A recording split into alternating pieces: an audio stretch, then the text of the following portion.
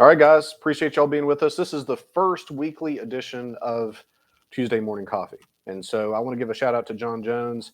Tone, I don't know if you remember this, but years ago, John's now a friend, but when I was selling real estate back in like 08 and 09, there's this guy, John Jones, who would do a Tuesday That's morning right. coffee segment That's on his right. website. And this was before all the old people went to Facebook where they could Facebook Live. Otherwise, he probably would have done it then. I was young, so I was on Exactly. Facebook at the How time. young do you remember you were at that time? I don't know, what, old enough to know better, still too young to care. Yeah, I'd probably only been about 75 then. But John, he would do this segment, and it was super impactful because it was Yeah. really like just really nonchalant, like really chill, but he would give really good value during that time. And then I thought, as my time is freeing up more and more because we're hiring a bigger team here, I thought I'd like to kind of recreate something like that for what we're doing. John was probably the only guy that was telling the general public the inside trade numbers. Yeah, he really was. He was saying, here's how many homes sold last month. Here's how many are on the market right now. Yeah. Here's why you're having a hard time finding one. Yeah. Well, back then it was the opposite. Here's why you're having a tough time selling. That's right. So shout out to John Jones. So we're going to be doing this, guys, every Tuesday. I think generally a little bit early, and so earlier, I should say, because it's Tuesday morning coffee for Central Time right now, but it's like afternoon tea for the East Coast now. So we'll get there a little bit earlier next week. So we're shooting for probably 9 a.m. Central Time. Guys, if you ever have questions about this episode, or if you want a question answered, then you can just drop it in the chat here. We'll try to get to it, or you can email us support@bradsmotherman.com.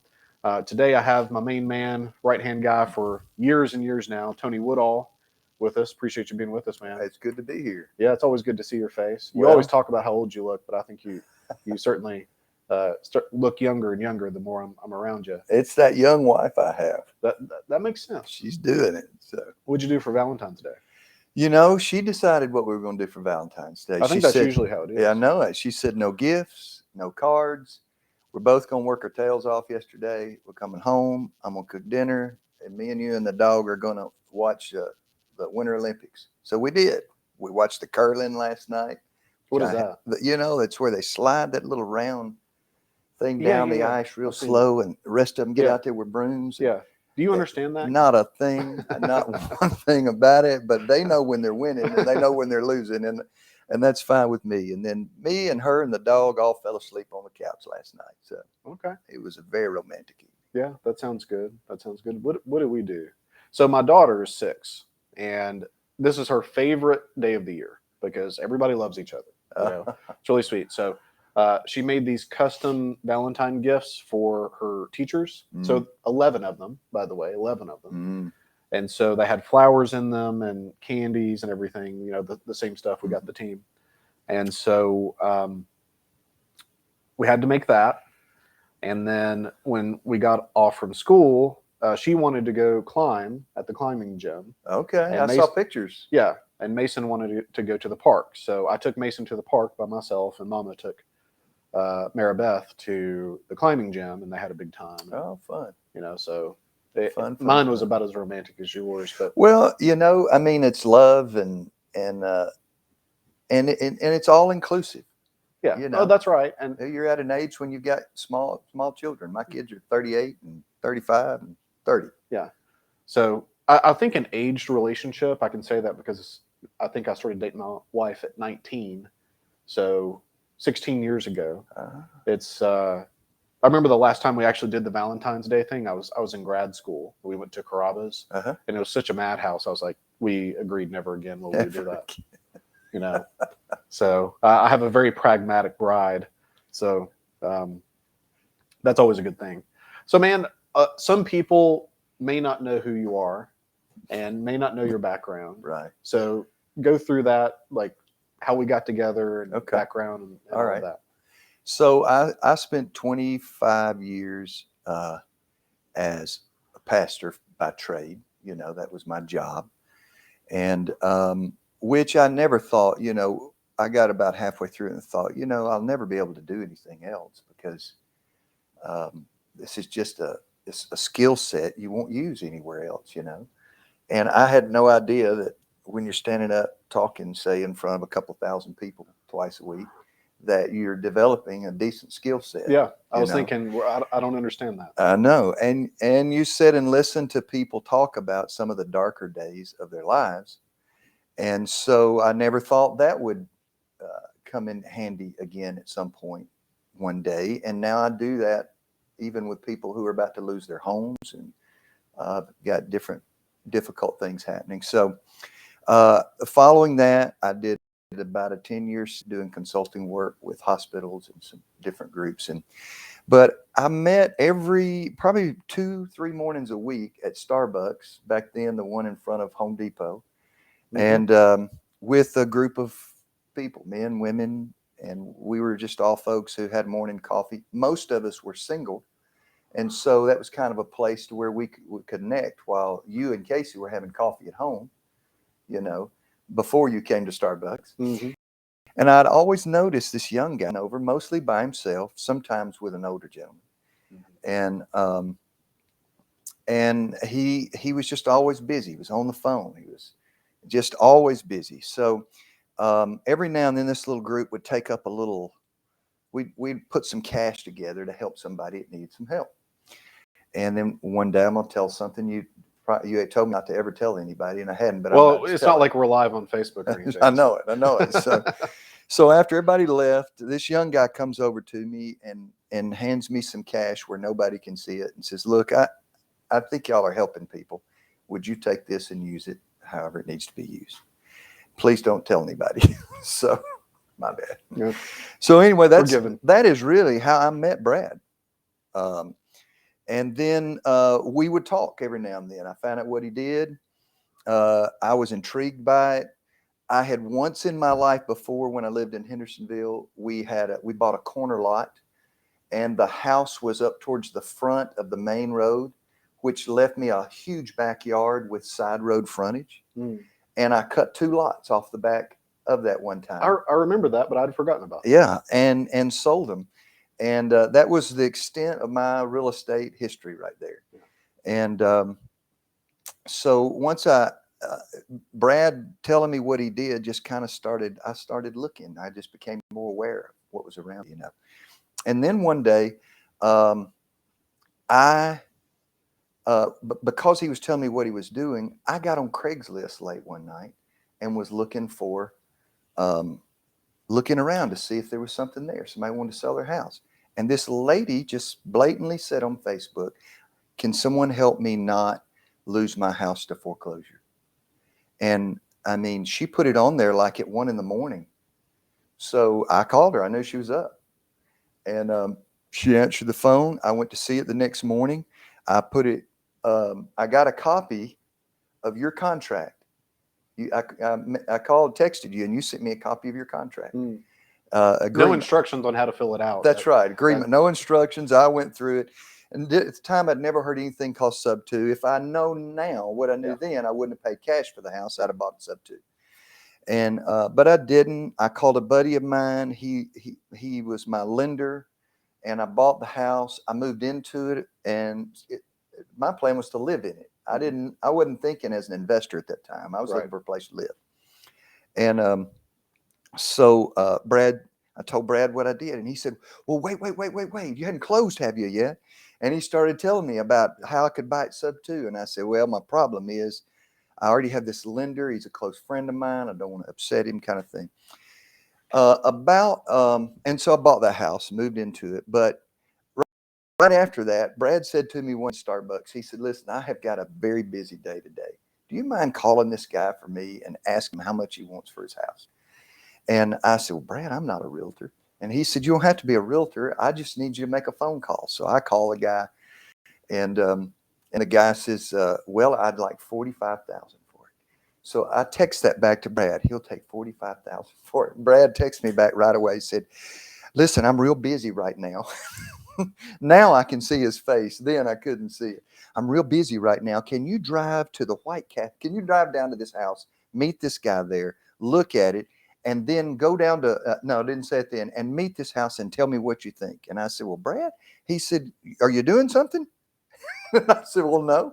So I drive to Trinity Lane, not knowing anything about the hot market in Nashville.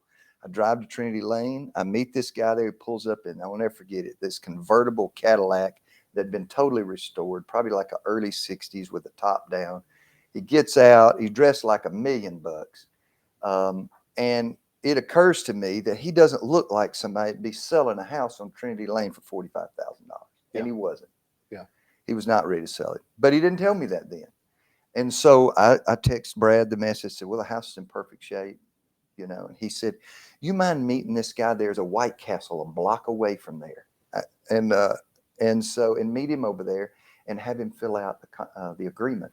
And I said, well, I don't have a copy of the agreement. He said, I've just emailed it to you. There is a print shop next to the White Castle. And you just go in there, they'll print it out for you and walk right in there and do it. Do you remember all this? Vaguely. Yeah. Vaguely. And so I go sit down with the guy and he says, Tony, he said, I'd love to sell it, but I really just wanted to get an idea what it was worth. And I now know this man knew what it was worth. And yeah, 45 was basically land value. Yes. So I mean, we had a heck of a deal at 45, which is why I'm sending Tony there. Because what Tony didn't know at the time, this was one of the few situations where an older person, for whatever reason, just did not like me. So being raised by my grandparents, I really got along with older people better than people my parents' generation, because I just never been around those people, Right. And so he had given me the price of 45. I'd gone to the guy's house. I just did a drive-by on it. I can almost remember the address. I know it was Edwin Street. Edwin Street, yeah. And I think it was 315 or 415. I can't remember. It's been years ago now. But this was one of the deals that kind of got away that you kind of always think about. And the house is probably not there now. Probably not. There's probably two tall skinnies sitting on it. Probably. But went to the house, and the only thing that I can think of is that I had just bought a new to me BMW. And so I guess whenever I pulled in, and I mean, it was an X3. It wasn't like a supercar or anything. But I think him being old school, that maybe just something about that didn't jive with him. And I will say, if that's the case, it's the only time in my career that I've had that happen. But I remember I went to his living room, handed him the agreement, and I'd already filled everything out. And he's the only person in my entire career that sat and read it word for word. And so here I am.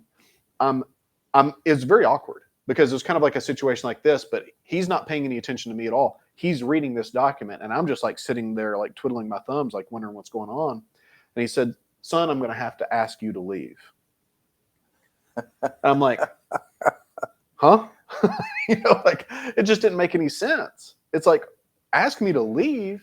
I mean, he acted like I'd spilt lemonade on his favorite couch, And he said, you can shop the deal and you have a contingency. And I was like, and at this point I'm back pedaling because I really didn't have the frame and the negotiation down like we do now.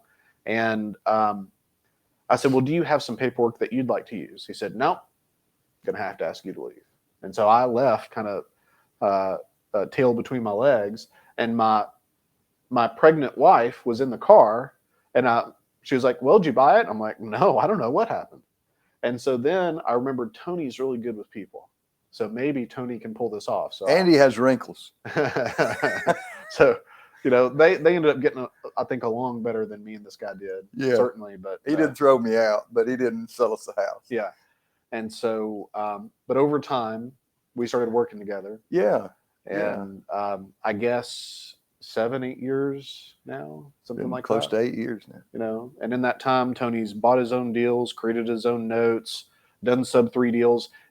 His first deal, McMinnville, we got to go through that. Yeah. Because he literally at this point got the biggest down payment that I had ever heard of. Yeah. And I was like, in that movie Karate Kid, and he takes the chopsticks and he catches the fly, and Mr. Miyagi is just so upset because he's like, beginner luck. That's kind of how I felt about it. I know it. Because it was like, what was your down payment on that deal? $45,000. $45,000 down payment in a town called McMinnville, Tennessee. Yes. That has a population of not 45,000 people. Yeah, this was not a huge house. No.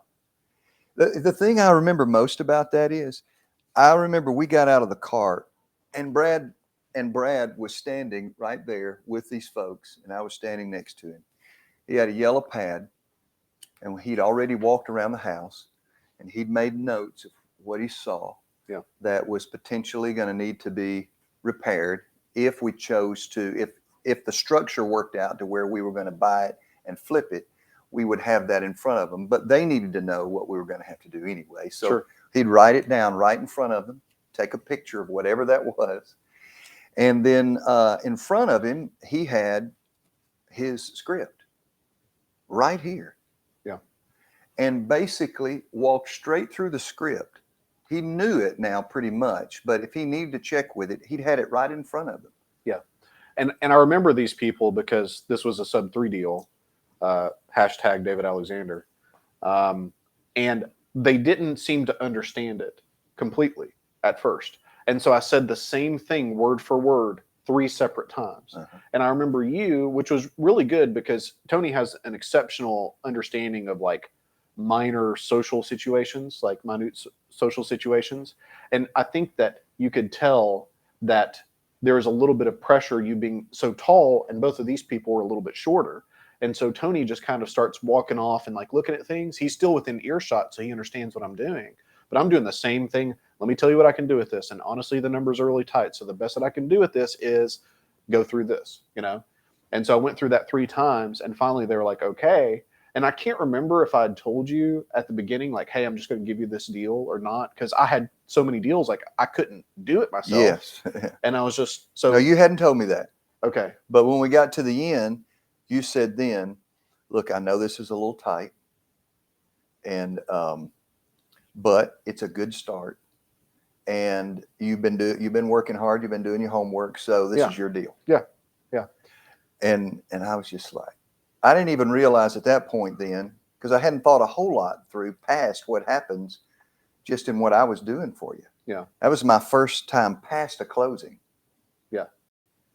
And it probably is what got me started understanding what happens at closings and how you get sellers ready for closing emotionally, how you get buyers ready for closing when you're going to owner finance a house. Yeah.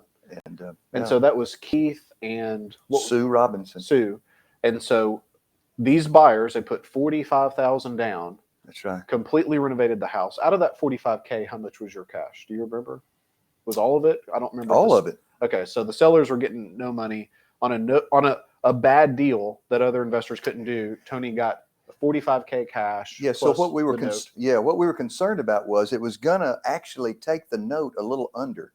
Oh, I remember. Yeah. Yeah. If I kept all 45, it was going to take me underneath what was owed on the underlying mortgage. Yeah. But because their situation with their credit was going to take them 2 or 3 years to get it in place before they could even refinance the house. So it was going to even out in that time. It was going to even out in that time. As it turned out, it actually gained some. Yeah, it gained some equity. It gained some equity during that time. Yeah. So I got the 45 on the front end. I got the little bit of the equity that it gained. Yeah, that's super cool. And the crazy thing is that this buyer bought another house from us. One of, I guess, only 2 or maybe 3 people in our career that have done that, and sold us a house. Yeah, they did. In one of the best areas in all of Middle Tennessee, in Spring Hill. Yeah. Because there was a health and safety situation in the house. So yeah, big house. And I guess since then, I mean, you've seen the company grow from just us to 14 or 15 people now. Yeah.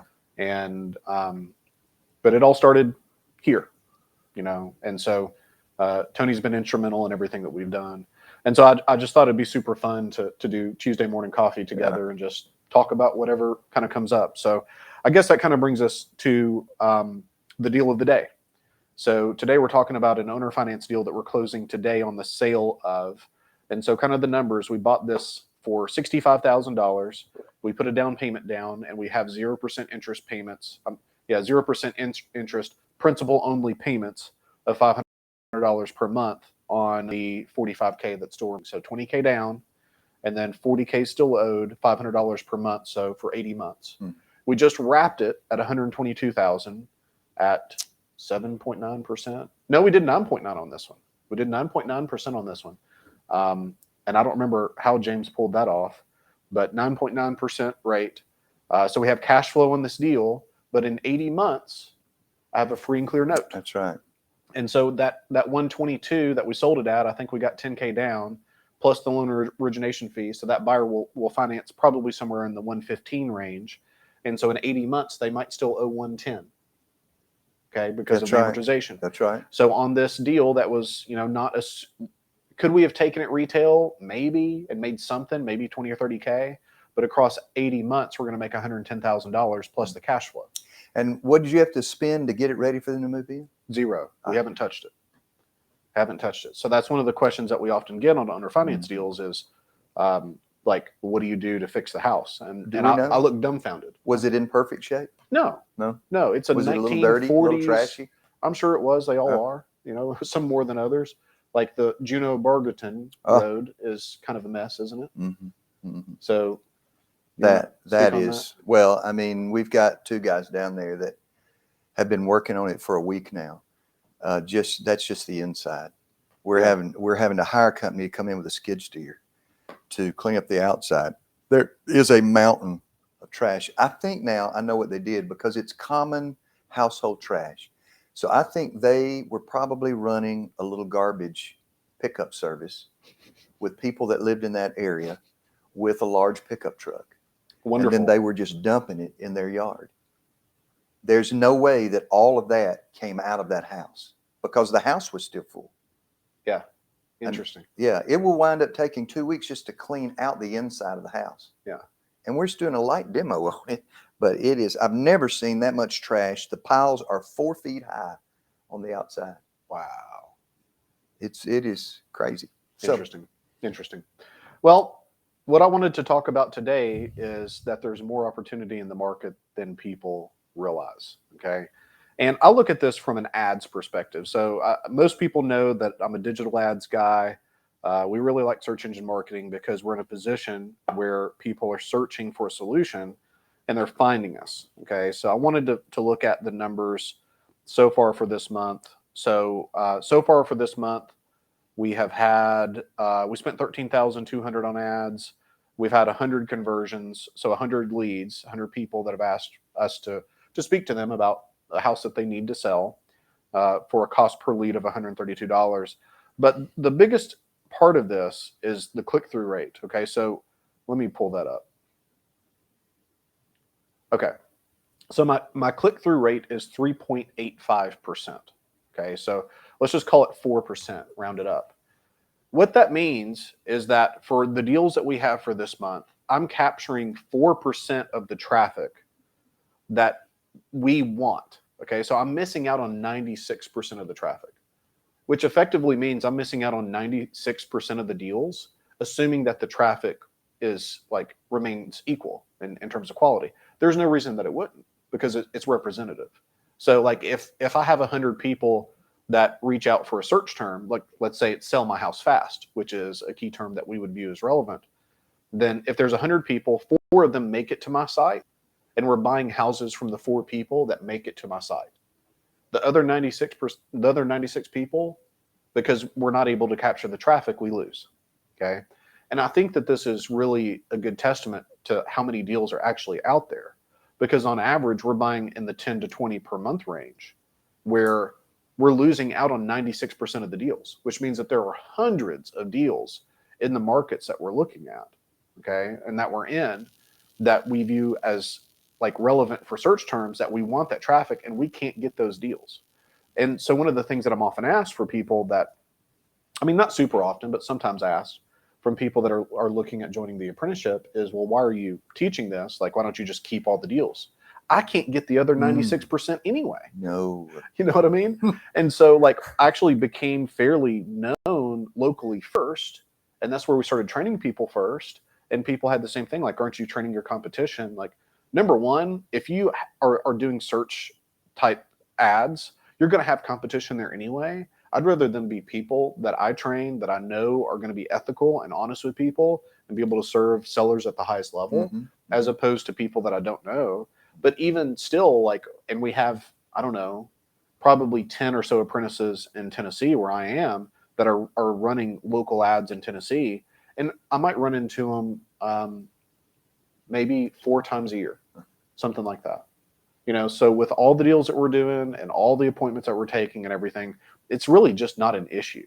I've only had one real run in. My good friend Justin Rogers, he had a house under contract, and he came to one of the support clinics that we have, and he was talking about how it had just gone listed. And I said, man, you've got to intervene. Like, you have the contract on this thing, you've got to intervene. And so he reached out to me the next day, a little bit. I don't know what. Maybe he was a touch coy, like, "Hey, man, your wife is a listing agent,"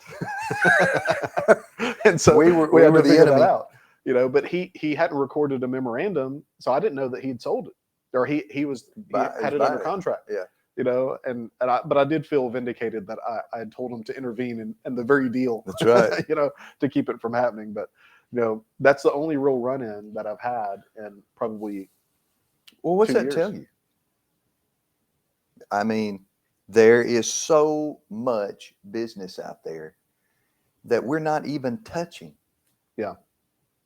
We're not even getting to. We don't even know. It comes and goes. And yeah, and we'll never know, but I'm happy with what we capture. Mm-hmm.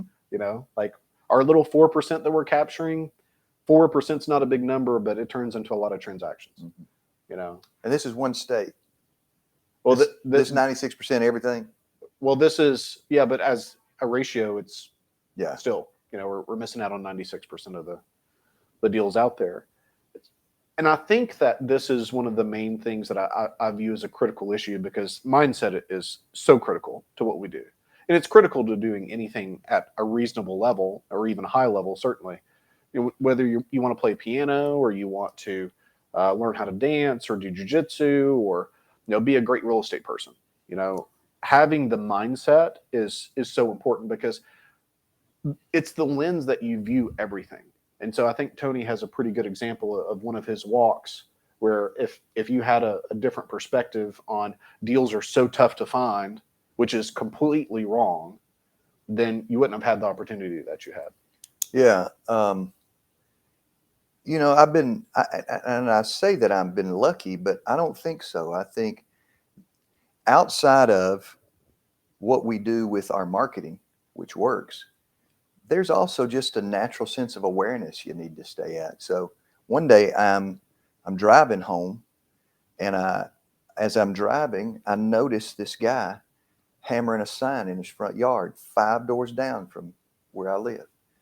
And so it's a for rent. I mean, it's a for sale by owner sign. So since I'm 5 doors down, I just go ahead and park, and then get out and start walking down there, and introduced myself. I didn't know him. He owned the house. He's a landlord. He's got renters in there. And he said, yeah, he said, I'm going to sell 2 of my rentals right now.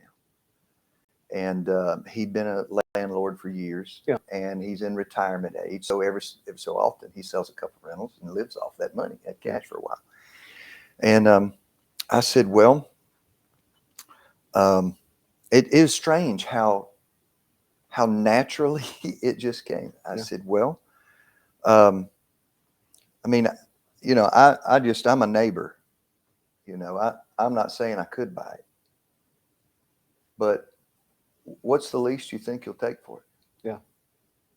And he said, well, I'm asking 180. And I said, okay, 180. Damn, I'm uncomfortable just being here around that pause. What's the least you think you'd take for it? If I pay your closing costs, and I take care of whatever needs to happen to it, what's the least you think you'll take? And he said, I'd take 175. And I said, 175. And by this point, because he's a landlord, and I figure at some point he's taken some courses in investing. Yeah. So I said, 175. Is that just the bottom least you'd take for it? he said, you know, I can't go any less than 170. Because he said that, I said, would you take 160? Hmm. We never make offers. Yeah. But I knew I was dealing with an investor, and I shouldn't have done that. Well, that's okay. Because It what I worked out did okay. know is he may be needing to dump 9 or 10 of his rentals. Yeah. But I didn't know it. Right, right. And I said, would you take 160? And he said, no. And I said, anything less than 170? And he said, no. And I said, so are you telling me that if I told you today that I'd give you 170, you'd sell me the house? And he said, yeah. And so I said, okay, how long are you going to be over here? He said, about 15 minutes. And so Tony calls Brad, hey, do you have one of those contracts you can email me? I'm just kidding. He had them at that point. I walked home and got one and just came back down there. We filled it out right in the front yard. And the backside of it, I won't take so long to tell. So, but as it turns out, I had to agree to let those renters finish their lease out. And this is Ninja right here, Yeah, man. which this is Ninja. 3 months. Yeah. You know. So I knew the values of my neighborhood. I knew what the house was worth like it was. Yeah. Which 240. Okay. So bought it for 170, worth around 240. Yeah. But if I had rehabbed it, I could probably sell it for 280. Yeah. But I'd have had to put 40 in it to get an extra 40 or 50. Let me do my math here and see if that makes sense. Yeah, I probably wouldn't do that. Yeah. So anyway, a week later, the renters came to see me and explained to me. He was so angry and explained to me. The tenant. The tenant, yeah. He came to see me and said, you know, I offered to buy the house from him. And we're like 4 months away from having our credit restored. Mm. And I was just like, what? And he said, yes. And he said, would you sell me the house? And I said, buddy, I can't sell you that house. Not for what I just bought it for. Yeah. It's worth significantly more than that. Yeah. And I plan on rehabbing it, and it'll probably sell for 280. And he's like, oh. So he went and talked to his wife and came back and said, would you sell it to us as just like it is? And I said, you sure you want to? And he said, well, what's the price? And I said, 245. And they closed on it 3 months ago. Boom. And so to recap that, you're driving down the street, saw a for sale by owner sign, made a connection, and then sold the landlord's house to his tenant. Which he could have made it. Yeah. But we don't know what people don't know. That's why I should not have said, would you go to 160? Because I didn't know. And that was a huge mistake. I could have bought it for 140. I don't know that. Yeah. But I also don't know that. I mean, it sounds like more likely than not, you got the best deal you could. Yeah. And it certainly worked. Right. Because you didn't have to list it. You had no real estate commissions, any of that stuff. Mm-hmm. I do think you had to do it water line or something. I had to connect to sewer. Connect to sewer because it was FHA, right? So, but the deal worked out fine. It worked out fine. You know. And I've bought 4 over the past 8 years, just up looking at Craigslist late at night. Yeah, yeah. So, and we have one apprentice, Stephanie. She just cleared 123, I believe, from somebody posting their cabin in a Facebook group out in Gatlinburg. Mm.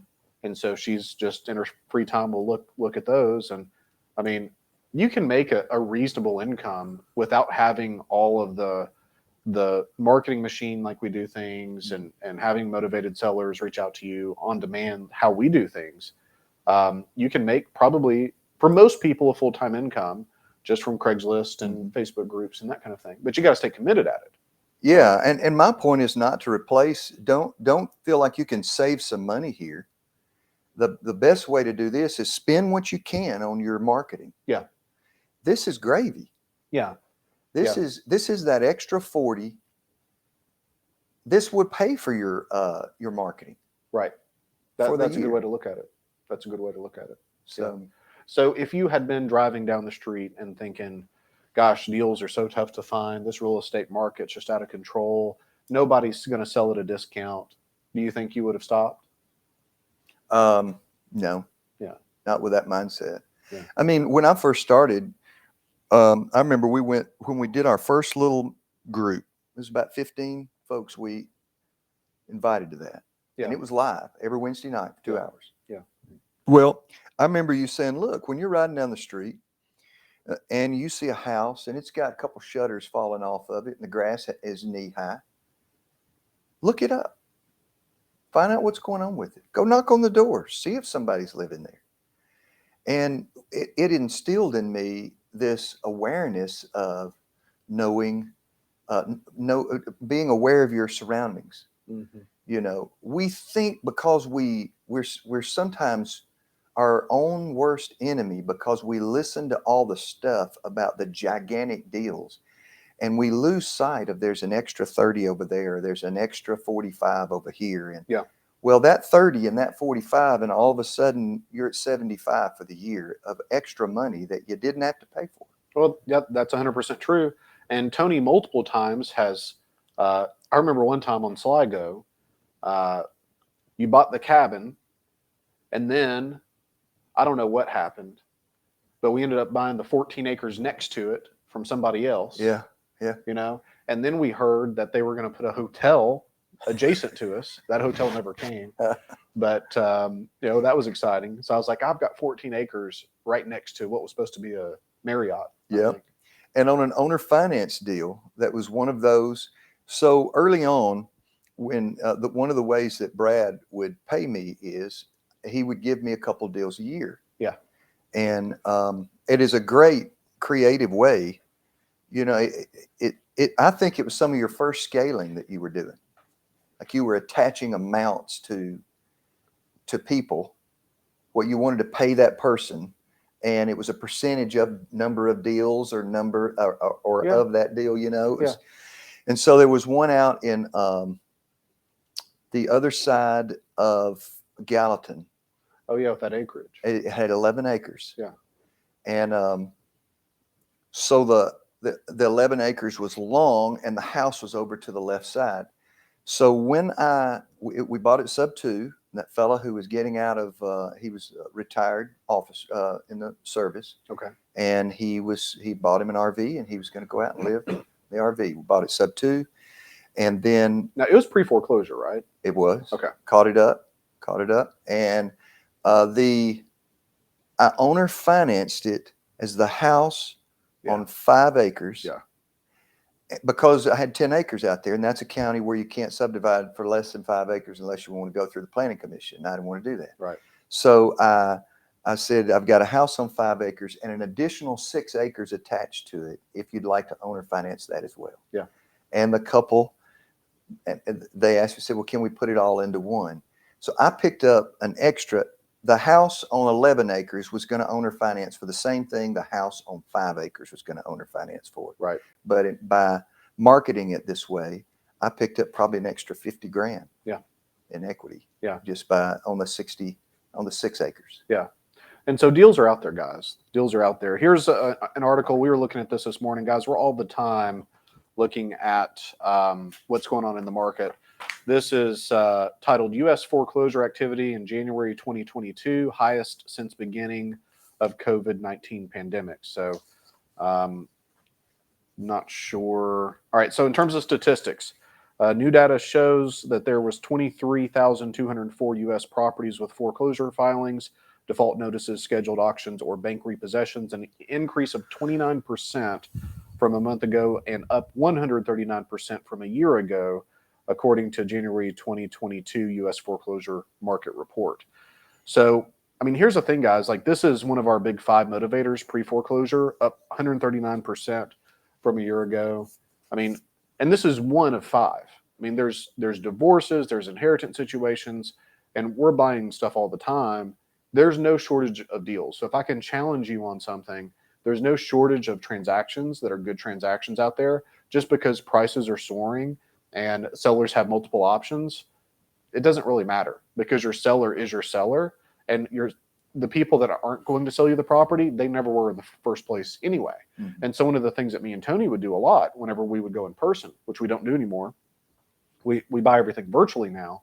But when we went in person, I mean, I remember specifically there was one on in Nolensville, but it was like more the Brentwood side, the north side, and it was Davidson County. I remember that because that's the first time that I knew Brentwood was in Davidson. But it was a Brentwood address, and it was that brick ranch house, Mm-hmm. and it had like a driveway up to Mm-hmm. it, and there was a lady there, and I don't remember if it was Tony. So it was out Nolensville Road out there. Yeah. I don't remember if it was Tony or me that said it, but one of us said, "Well, why don't you just list it?" And she said, "Well, if you think that that's the best thing that I could do, then maybe I should do that." And we did our job that day. Yeah. There have been other times that we go to say, "Well, why don't you list it?" And they say, "Well, we don't want to list it because of A and B and C and D, and we want you to buy the house." And so what we've done there is, number one, guys, people are scared to throw out the why don't you just list it, because they assume that the seller doesn't know. Like, trust me, they know. Like, they know that they can list the house. But we want to be in a position where we're pushing the seller away, that it truly is the best thing for them to list it, and that's fine. We serve a subsect of the market. And so the person that is our seller, if we tell them, "Well, why don't you just list it?" What do? We're now a moral authority. Mm-hmm. So we're in a position of really, really strong frame. Mm-hmm. And they're at that point, they're chasing us. Well, Mm-hmm. I don't want to do that because of A and B and C and D, right? And so we made them just relive that emotionally as to all the reasons why we're there. And so at that point, I mean, the frame has shifted strongly, and we're able to negotiate a better deal. Yeah, at that point, when you walk away from them and you say, "Look, if you have any other questions, once you talk to your realtor, feel free to call us back. Here's my phone number." Yeah. Who do you think they're going to call? They're going to call the person they trust. That's right. So we did the best we could for them. And we do this in pre-foreclosure situations as well, because if someone wants to keep the house, we want them to keep the house. Mm-hmm. So the best example of this that I can remember is that crazy lady in Smyrna. Do you remember her? All right, let me. Is that the house we had to redo all the? No. So you'll remember this after I jump into it. So we were running radio ads at night, okay? And so Michael Savage was one of the radio shows. And for those that don't know Michael Savage, he's a extremely right-wing conservative guy that has a lot of conspiracy theories and that kind of thing. He's extremely entertaining, but you get a certain person that listens to him at 2 a.m. And so we had this lady call, and she said she's pre-foreclosure. We went to the house. She was an old lady. I mean old. She was probably like 80. And she was extremely thin, but she was high energy, man. And so and I've never been, I guess never is a big word. I think I've been scared in a house 4 times, including that time that guy almost shot me. Yeah. And we'll do that on a different episode, talk about that on a different day. There's only so much we can go through in one day, but this is one of the times I was very afraid in a house. Okay. So little old lady, we hear knock, knock, knock. Front door. It's the police. Oh, yes. The police. Yes. And so they say, "Hello, Mrs. Jones." There's 2 of them. And number one, I'm thinking, why are they here? And number 2, why 2 people? 2 cars, not just 2 guys. They said, "Hello, Mrs. Johnson. How are you today?" And she said, "Oh, I'm fine." And at that point, the sheriff was in some trouble himself, and she was making fun of the sheriff that was their boss. And they leave. And there was never like a reason why they were there. They were just popping by. And so she closed the door, and I'm like, "Wow, you have the police come and check on you. How often does that happen?" And she said, "You remember this. I'm sure you will." She said, "They don't give a damn about me. They've just been out here since I tried to kill my husband." Yep. She said something like, "I shot, but I missed." It got real quiet in there. And I'm like, how in the hell do I get out of here? And Tony was not as spooked as I was because this lady wanted to keep the house. And Tony said, well, can you borrow the money to catch it up? Can you find somebody to loan you the money to catch it up? And she says, well, I got the money right here, honey. And she pulls up a cushion on the couch and pulls out a wad of cash like this. Oh my gosh. And the first thing Tony said is, please move that so that we don't know where it is. Because there was more. Yeah. She was headed for a shoebox she had. You know, She and said, Tony, there's more of that in this shoebox. and I think Tony was more scared of the cash in the couch than I was the police and her shooting somebody or attempting to. And so Tony immediately was like, you know what, Brad, we've got that other appointment. We've got to go. But Tony walked this lady through for weeks how to catch it up. Mm-hmm. And she ended up doing it. Yeah. And again, we serve people in a good way. And not to say we're amazing individuals. That's not what I'm saying. But we have no fear of losing the deal because we understand that there's enough deals out there. You know, so like we can go into an appointment and try to serve people in the best way and try to tell them like, hey, maybe you should list the house. Hey, your pre-foreclosure, can you catch it up? Like, let me walk you through that. Because we literally only want to buy houses from people that want to sell us houses. Yeah. If you can't walk away from that, your frame is broken anyway. Yeah, you have no frame. I'm now chasing them, which means I'm the motivated one, not them. And the second they know that I'm motivated, they now have me. Yeah. They could actually, if they knew the script, say, I'm not saying I'll sell the house to you, but if what's the most you would if pay? I could, what's the most you'd give me? Yeah. You know, guys, that's why we call it triage. So the first phone call is a triage call. We're the triage nurse at the hospital deciding, are you going to go to the waiting room because you have a limp and a fever? Or are you like bleeding from your neck and you're going to go see a doctor now? Yeah. Like we're identifying, do you have motivation? Is there a problem that needs solved? And have you identified that problem is there? Right. So, I mean, we're not motivated. Like we're there, we're running a job, like we're running a script, and we're in a position where we are the solution to their problem, but we don't have to help. Yeah. Look at that triage like it's drawing a line as you walk through that triage. It's drawing a line, and the motivated are moving to one side and the non-motivating are moved to the other. Yeah. If you get to the end of that triage and you got a bunch of non-motivated people over here on your motivated side, that means you've not held your frame. Yeah. And they are going to waste a lot of your time. That's it. That's it. They need to be on this side, and that's okay. If you wind up with 1 over here and 100 over here, these 100 are not wasting your time. Yeah, 100%. 100%. Any final thoughts on how, if I feel like deals are hard to find, or if I feel like there's not enough opportunity, how can I shift out of that? Gosh, I mean, and let's just say that your marketing cash is a little tight too, because we have a lot of folks when they get started, they're able to spend money to get in to get the knowledge, but they don't necessarily feel like they have a lot of cash to market with. Yeah. Then I would say the best investment that you can make is your time. And so at 10 o'clock at night, turn that Facebook off and go to some places where some motivated people are asking for help. I mean, anybody who's going to watch, I love Andy Griffith, but 30 minutes of Andy Griffith. He's talking to me now. Yeah, at night, and not at least look on on Craigslist for 10 minutes of that. Yeah. Where people get on there, especially older people.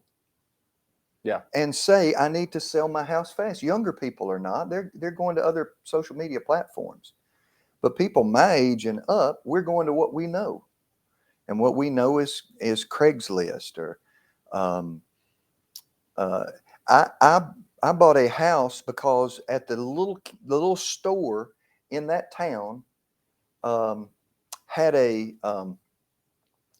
little bulletin board out there, and they had a sign up that they were wanting to sell this little house that they had inherited. I don't know if I ever told you about that. Which one was that? That one was when I was in, what's that little town? I thought about it, or Hartsville. Is that Hartsville? Yeah. And I remember that because you sold it to that NFL player. Yes. This guy, man. Yeah. He runs into everything. And just call, you just run through the script just like you normally do. Yeah. And you have friends who have inherited houses and they don't know what to do with them. Yeah. Now, you be careful because you don't want to mess a friendship up. But when they bring that thing up, then, if that is an easy gig and you can be a help, that's great. That's it. That's it. So a couple of thoughts on that. Number one, if you have this idea like deals are tough to find, I want you to look at every rehab flip house in your market. Like get MLS access if you can, but you can do this on PropStream as well and see what they bought it for. And see what I bought it for that. I mean, that's living proof that these deals exist in your market. You just weren't there. Okay. So that's number one. Number two, you've got to plug into a community that's being successful with this. Guys, I'm a big Dan Pena fan. We used to listen to Pena, but he talks about all the time, show me your friends, I'll show you your future. It's 100% true. If you're not in a peer group that is being successful with this, or even worse, you're in a peer group that tried and not successful with this, and now they have this kind of demeaning sort of thought process behind it, it's going to be really tough for you to be successful. So like one of the things that I tell people in the apprentice group, like the people that need the support clinics the least are there the most.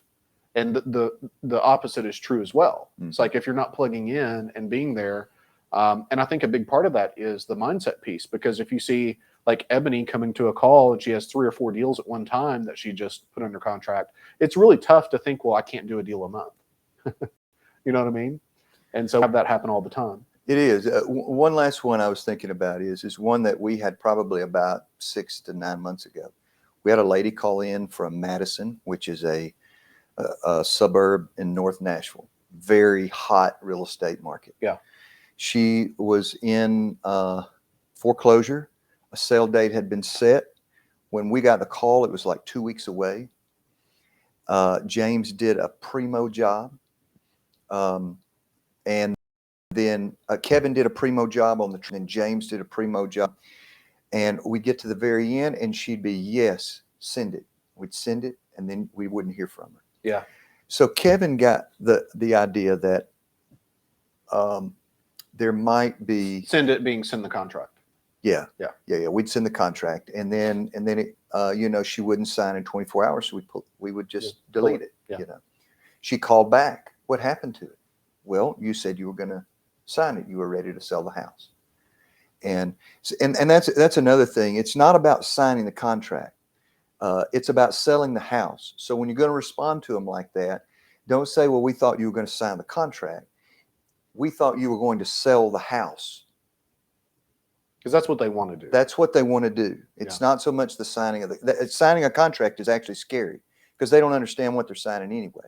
Sell the house is what we're looking for, the language area. So anyway, Kevin said, I think you should go out and see her. So I hadn't been involved in it by that point.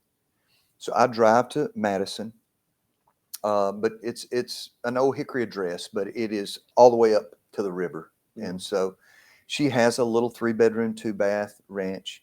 Next door to it is a castle. You remember I sent the pictures of this huge castle next door to it. This lady was struggling, and I thought I recognized her.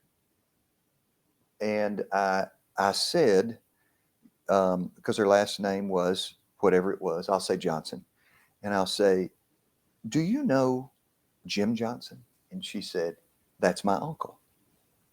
And I said, oh, I know you. I went to church with you years ago. Mm. And she told me the name of the church. Her issue was she had some mental illness. Mm. And she could not trust anyone. Yeah. To do anything. I called her, or she called me every day for that last week. Yeah. And I told her 2 days before the auction, I said, now I want to make sure that you're prepared for what's going to happen. Day after tomorrow, some men with some large trucks are going to pull up in your front yard. And they're going to set up a sound system. And there'll probably be 200-300 people out here in your yard. And they're going to walk through your house and touch your things. I don't want you to be caught off guard. I'm not trying to scare you. I'm telling you the reality. And those men are going to talk on that speaker, and they're going to sell your house to someone else. And when they leave, you won't own this house anymore. Yeah. And 30 to 45 days from today, if you're not out, the sheriff's department's going to come and set all your things out on the street, even if it's pouring down rain. And we don't want that to happen. You don't have to sell your house to us, but you need to have somebody who can help you get out of this. And this is the last day that it can happen. And she couldn't do it. Yeah. And they did exactly that to her. Yeah. And it's tough. Sometimes people have a real situation that they need to acknowledge, but emotionally they can't. We can't create motivation. You will never be able to, with the best script in the world, with the best processes in the world, create motivation. The best that we can do is be there to capture it. When people are willing and understand the equity that they're giving you, and they're willing to do that for finality of the deal. Okay. We ran about an hour. So I think that's it for us, guys. Appreciate y'all being with us. We'll catch you next Tuesday morning coffee. If you have any questions, let us know. support@bradsmotherman.com. And we'll catch you guys next week. Y'all have a good week. All right. Good day.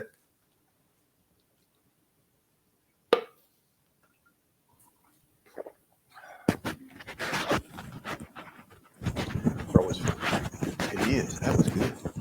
You're